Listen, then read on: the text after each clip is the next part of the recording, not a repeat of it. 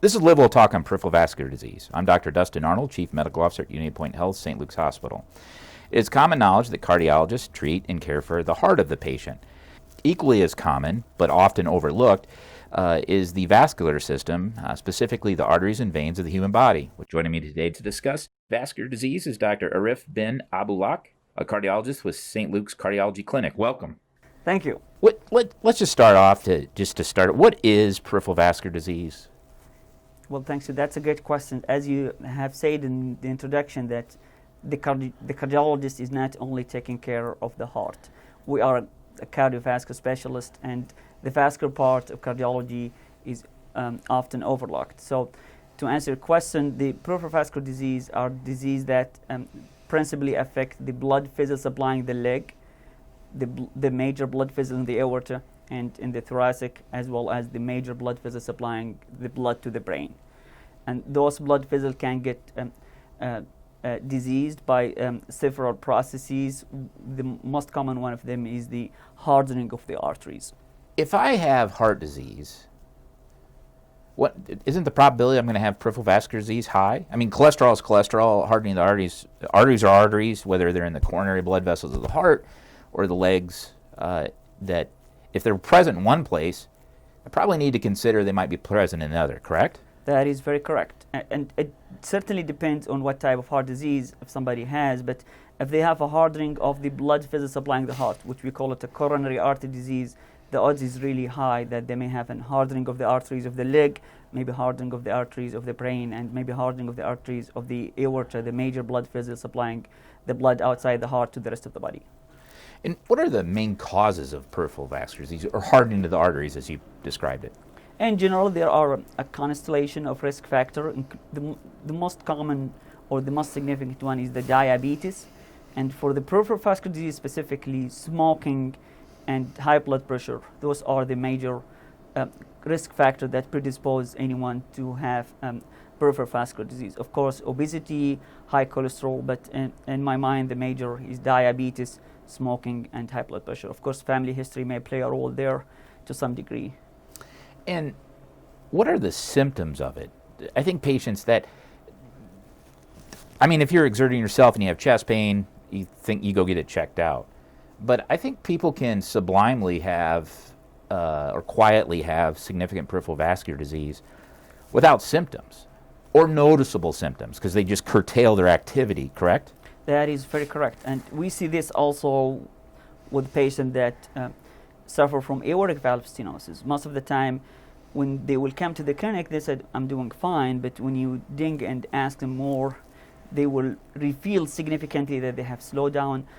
Most of them, they will say, well, it might be my age. Well, in fact, it's not your age. They may be slowing down because of the aortic valve disease. Similarly, they might be slowing down because of the peripheral vascular disease. The most common symptoms of the peripheral vascular disease is what we call it intermittent claudication, meaning when they walk, they will have either back pain, thigh pain, or most commonly calf muscle pain or leg pain, or sometimes cramp, or sometimes they will describe it as the leg giving up, or sometimes just a muscle ache. And often of time they may think, oh, it might be the spine or the bone causing all this trouble, but the odds is high that you might have also a component of peripheral vascular disease that slow down. You've mentioned who's at risk: diabetics, hypertension, smokers. You've given us a good constellation of what symptoms the patient might have. I would add in there delayed wound healing. They get a correct. With the derecho, you see that the yardies that the city has swing back and hit someone in the shin, and it doesn't heal, and you'd find them out they have pretty significant peripheral vascular disease. But how's it diagnosed, and how do we treat it? Sure. Let me add something to the symptoms. Also, the symptoms or the presentation will depend on the acuity or the chronicity of the peripheral vascular disease. If it's an acute process, like a blood clot coming out of the heart to the blood vessel, that's an emergency. They will present with a lot of pain, color change, temperature change in the foot. So it's a heart attack of the leg. Correct, very correct. Or they may present with what we call it blue foot or blue toes, or maybe a gangrene, or maybe a delayed wound healing, or maybe just a foot ulcers. And to diagnose those, there are very simple test that we can do. We can check the blood pressure in the leg, comparing it to the arm.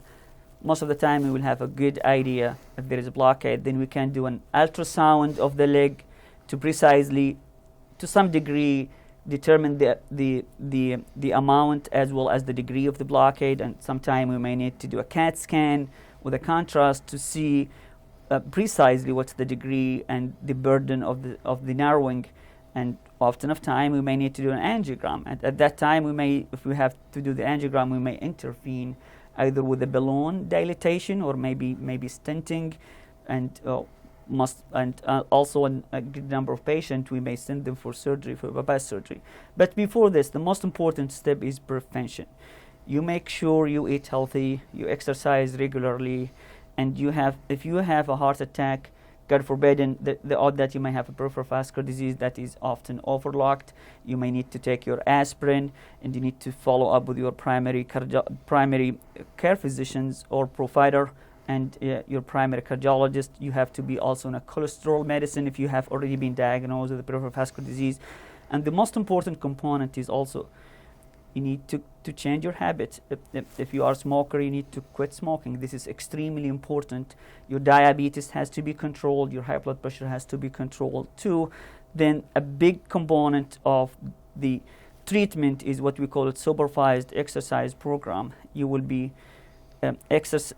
performing exercise under some sort of supervision, and I think St. Luke's is trying to build an exercise program specifically designed for people with peripheral vascular disease, and we are happy that we will be part of this project down the line. I think it is important to emphasize smoking. I think people think, well, I quit smoking, now I won't get lung cancer, but I'm wearing the nicotine patch or chewing the nicotine gum. And that is just as dangerous because it's the nicotine that gets in the blood that causes the hardening of the arteries. And I think sometimes patients overlook that. That's very correct. That's very correct. Well, this has been really great information. And it is a silent illness for the most part because people slow down. And I think any patient that's in with their primary care physician or their cardiologist and they've had a heart attack or they have these risk factors, they should say, what about my legs? And get their clinician to stop and discuss that with them. I think that's important. I would agree strongly. Yeah. Again, this was cardiologist Dr. Aref Bin Abdulhak with St. Luke's Cardiology Clinic. Thank you for listening to LiveWell Talk On. If you enjoyed this episode, don't forget to subscribe. And if you want to spread the word, please give us a 5-star review and tell your family, friends, neighbors, strangers about our podcast. We're available on Apple Podcasts, Spotify, Pandora, or wherever you get your podcast. Until next time, be well.